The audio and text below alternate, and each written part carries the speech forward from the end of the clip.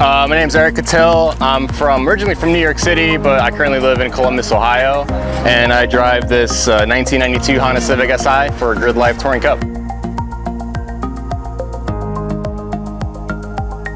So the engine setup is basically a Japanese Type R with the B16 head, B16 trans. It's mildly built. It's actually built mainly for SCCA STL, and it makes about 195 to the wheels. It's currently restricted to reduce power a little bit. It's restricted about 10 horsepower just to get the car to a weight of around 25, 10 pounds. So that's including all the aero and the front wheel drive modifier. So I actually,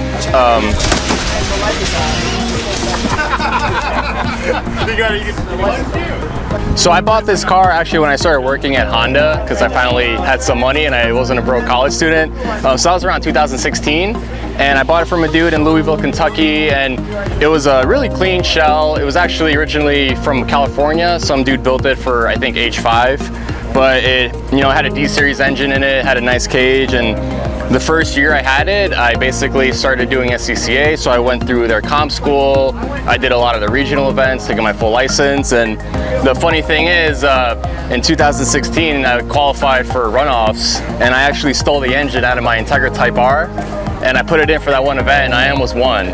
Finished second, less than a second behind multi-time champion, but so I raced it with the ITR engine for a couple of years, and actually finally recently I put this new engine in and I put the ITR engine back where it belongs in my ITR, but been racing it ever since then, and it's been a race car ever since then, and it's just continuous development. Every year it's been getting faster and better, and with the new GRIDLIFE Touring Cup I've been able to do a lot of new changes because the rules are pretty open. So I did the whole front air dam setup, I got wider wheels, I got 15x9s, I just added side skirts, I have fender louvers and much bigger swan neck wing, hood vents. So GRIDLIFE Touring Cup allows you to do a lot more things that most typical club racing classes don't allow you to. So it makes it kind of fun. You can build a car how you want it to build it, and you can just do fun things, and at the end of the day they look freaking sweet.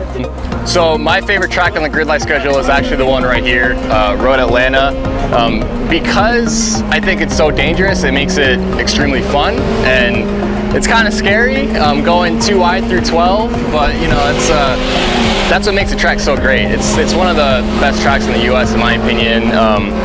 I really love it. I also like Mid-Ohio because that's my local track, so I got a lot of experience there. But I'm excited for Road America, which is in 2 weeks. That's going to be a fun event. And if I wish there was a track on the GRIDLIFE schedule, I think it'd be Watkins Glen. Watkins Glen is my favorite track. I raced there once with SCCA back in 2017. I actually did really well. It's just a fun track, and I went to school in Rochester, so Watkins Glen was pretty close, and I used to go check it out, all the races, and it's just a beautiful area, the nice Finger Lakes, you just can't beat it. So hopefully one day GRIDLIFE maybe makes a trip to Watkins Glen, fingers crossed. I'll keep pestering Adam about it because I think it would be an awesome track to race on too. If I can exist in the time frame of racing, I think it would be the late 90s in the Speed Vision class. With the real-time ITRs, man, if I got to drive one of those, that'd be awesome. I mean, that's kind of what got me into Hondas, is just watching those Integra Type Rs just dominate the field. I think it's the most winning chassis in touring car ever, so I think that would be pretty awesome. And I think the racing back then was sweet. There wasn't really a lot of politics, and it was just drive how fast you can drive. So I think that'd be it. That's a tough question. I don't know. I don't really have favorite drivers. If there was a driver that I could race with, I think it'd be Tom O'Gorman. I think we have a little bit of a rivalry, and he's driven this car before in SCCA, and I don't think we've ever had a fair battle one-on-one before. We almost did last year when he actually raced this, and I was in Honda of America 8th Gen SI, just like DJ's. And unfortunately my engine blew up, so we never got to race, but I want Tom to get in a competitive GLTC car, and I want to race him at one of these events. I think that would be a fun battle. I mean, I've been trying to get a lot of experience, and I would love to pursue maybe a TCR or something like that.